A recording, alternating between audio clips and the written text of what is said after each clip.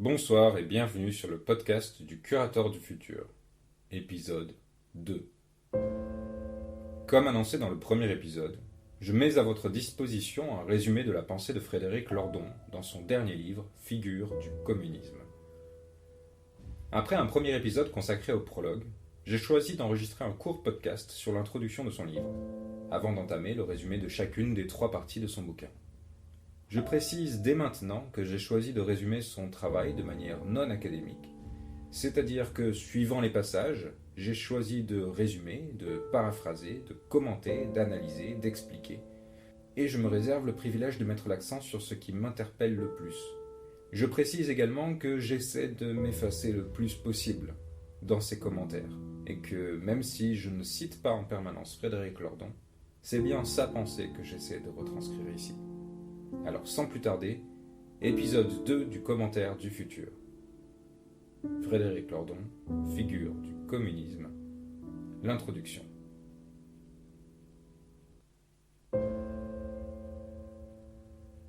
Il devait y avoir un monde d'après, on nous l'a dit et répété.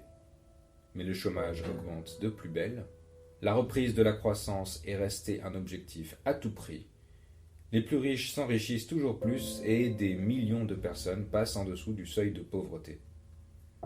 En attendant, la pandémie continue, le bilan du nombre de malades et de morts ne cesse de croître, et l'existence des non-malades est sacrément pourrie. Lordon rappelle d'entrée la cause de ces maux, le capitalisme, sa façon de marchandiser et d'exploiter sans limite toutes les ressources. Cela doit être dit et redit, le capitalisme détruit les écosystèmes, abat les barrières entre humains et animaux et facilite la transmission des virus. Si beaucoup continuent de nier ce lien, d'autres le voient. Mais parmi ceux-là, trop peu encore sont conséquents dans les conclusions qu'ils en tirent.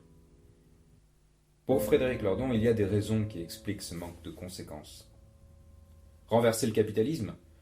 L'obstacle est trop grand, trop haut. Quitter le capitalisme, mais pour aller vers quoi? L'opposé historique du capitalisme, le communisme, reste encore aujourd'hui un mot épouvantail. Il reste plus simple de rester à moitié endormi, cajolé par les doudous du capital, Netflix, Tinder et tout le technococon décrit par Alain Damasio. Face à cette résignation, Lordon rappelle en 3 points un enchaînement qu'il considère inévitable. Numéro 1. Le capitalisme est entré dans une nouvelle phase encore plus destructrice. Y persévérer n'est donc plus une option. Si l'on y reste, on en crèvera. Si l'on veut vivre, il faut donc en sortir. Numéro 2. Il est impossible de convaincre les capitalistes de leur erreur. Ils continueront à vouloir nous convaincre que faire autrement est impossible et qu'ils ont les solutions. Numéro 3. Nos institutions traditionnelles ne permettront pas d'opérer le changement dont on a besoin. Le niveau d'engagement politique nécessaire porte donc un nom, révolution. Pour Lordon, il est inutile de dire que la situation est grave si on refuse de tirer les conclusions qui s'imposent. Et pour surmonter les raisons qui nous cantonnent à la résignation, il faut l'énergie du désir. Il se propose donc de relever l'idéal communiste en évacuant d'un côté les stigmates des fausses expériences communistes et d'en montrer d'un autre côté une image plus juste et désirable. Pour réconcilier la fin du monde et la fin du mois, pour sauver nos écosystèmes et se libérer des chantages quotidiens du marché de l'emploi, Lordon nous suggère le salaire à vie de Bernard Friot.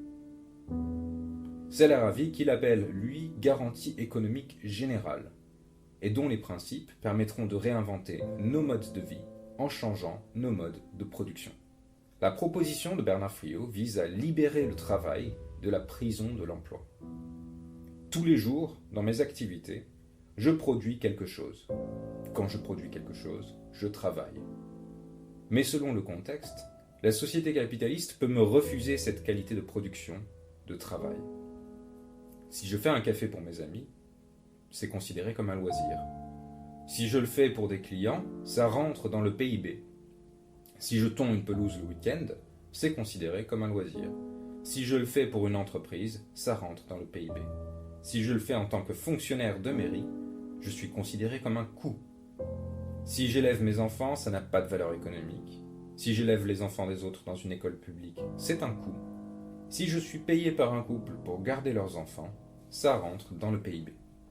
Dans tous les cas que je viens de citer, je travaille. Dans tous les cas, tout le monde travaille et produit quelque chose. À 20 ans, à 40 ans, 80 ans, les actifs travaillent, les autres aussi. Toute personne est productrice de valeur. Il y a 2 siècles, on était payé à la tâche. Puis, on a pu être salarié, obtenir des statuts, créer la fonction publique, être payé pour un grade, c'est-à-dire détacher le revenu de la tâche, libérer petit à petit le travail de l'emploi. Le salaire à vie, c'est la reconnaissance que toute personne est productrice de valeur tout au long de sa vie. Tout comme les retraites sont payées par des caisses de retraite, tous les salaires pourraient être payés par une caisse des salaires. On serait reconnu alors pour notre qualification et on mettrait fin au chômage et au chantage à l'emploi. Le salaire à vie de Bernard Friot, c'est aussi l'idée de se débarrasser de la domination de ceux qui possèdent les moyens de production. Quand on a commencé à mettre en place les cotisations sociales, après la Deuxième Guerre, on a pu ériger des centaines d'hôpitaux, des milliers d'écoles, construire des routes, sans le moindre investissement privé.